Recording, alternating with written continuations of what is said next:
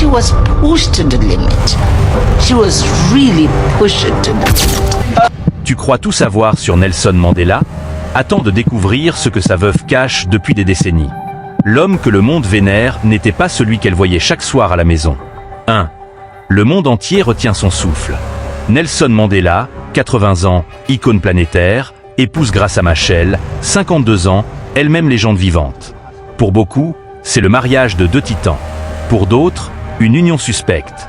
Pendant 15 ans, elle reste silencieuse, observant le monde adorer un mythe. Aujourd'hui, elle brise ce silence et révèle l'homme derrière la statue.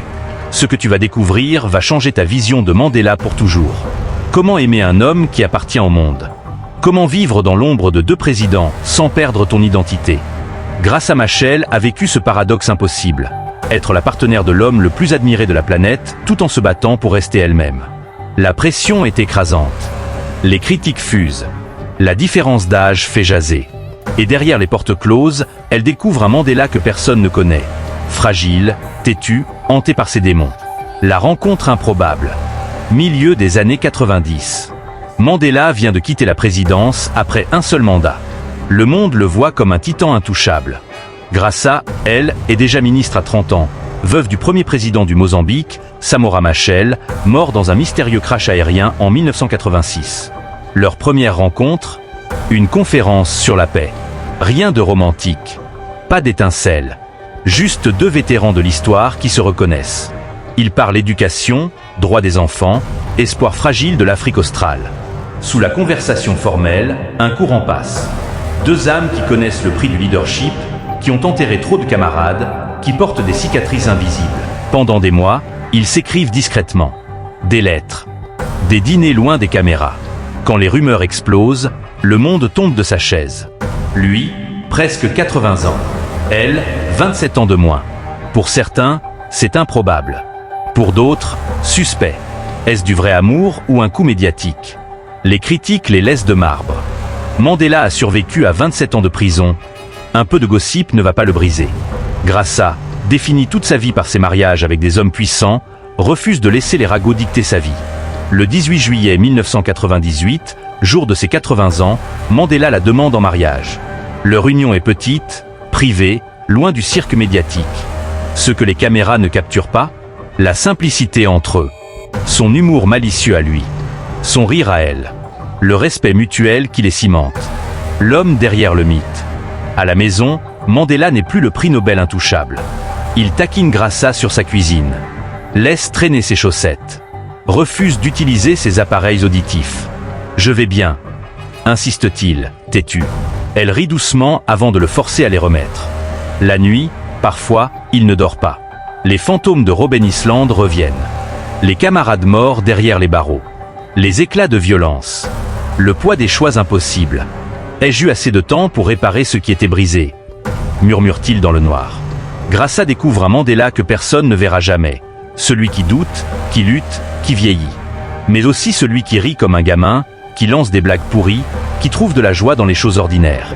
Je n'étais pas seulement sa femme, dira-t-elle plus tard. J'étais moi-même avant lui. Je suis resté moi-même avec lui. Graça, la force invisible. Avant Mandela, Graça était déjà une légende. Orpheline de père à la naissance en 1945, elle arrache une bourse pour Lisbonne. Là-bas, elle apprend 6 langues et rejoint des groupes de résistance anticoloniale. 1. Le Mozambique obtient son indépendance. À 30 ans, elle devient ministre de l'Éducation, première femme à occuper ce poste en Afrique indépendante. Le défi est titanesque. Moins de 50% des enfants vont à l'école. En quelques années, elle fait exploser ce chiffre à 90% pour les garçons, 75% pour les filles. Une révolution silencieuse. Son mariage avec Samora Machel n'est pas qu'une union amoureuse. C'est un pacte révolutionnaire. Ensemble, ils rêvent de remodeler un pays. Puis, 1986. Le crash. Samora meurt. Graça, 41 ans, 2 enfants, pourrait se retirer. Elle fait l'inverse. Elle devient l'une des voix mondiales les plus puissantes pour les enfants dans les conflits armés. Son rapport révolutionnaire de 1996 pour l'ONU change tout. Récompense, distinction, Africa Prize, 1992, médaille Nansen de l'ONU, 1995, Dame commandée de l'Empire britannique, 1997.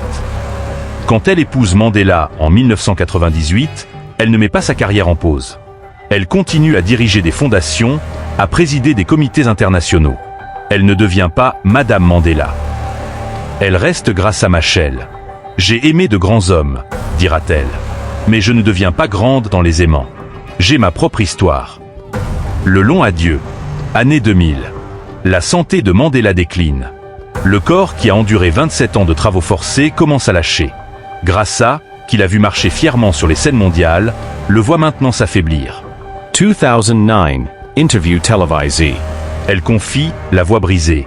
Cet esprit, cette étincelle, vous voyez qu'elle disparaît. Vous comprenez que cela doit arriver, mais ça fait mal. En privé, c'est encore plus dur. Mandela résiste à l'aide. Refuse d'utiliser une canne. Écarte les médecins. Graça doit équilibrer sa fierté et son bien-être. Une danse délicate. 2010, Coupe du Monde en Afrique du Sud. Des millions de téléspectateurs voient Graça soutenir doucement le bras de Mandela lors de la cérémonie de clôture. Pour le monde, c'est un geste symbolique. Pour elle, c'est de l'amour pratique, plaisantait maladroitement, qui griffonnait des mots doux. Après les funérailles, elle disparaît de la scène publique. Pendant des mois, elle ne parle pas de lui. Elle a besoin de silence pour faire son deuil, pour retrouver son équilibre. Puis, des années plus tard, elle brise enfin le silence. Et ces mots changent tout. Nelson n'était pas parfait, déclare-t-elle calmement. Il était bon, profondément bon. Mais il luttait. Avec son tempérament. Avec la culpabilité du temps perdu avec ses enfants. Avec le fardeau de devoir toujours être meilleur. Ces mots ne diminuent pas Mandela. Ils l'humanisent. Si le monde croit que seuls les saints changent les choses, explique-t-elle, alors les gens ordinaires cesseront de croire en leur propre pouvoir. Elle veut que le monde se souvienne de lui non comme une statue de bronze, mais comme un mari qui trébuchait, qui doutait, qui vieillissait, et qui, malgré tout, choisissait chaque jour la bonté.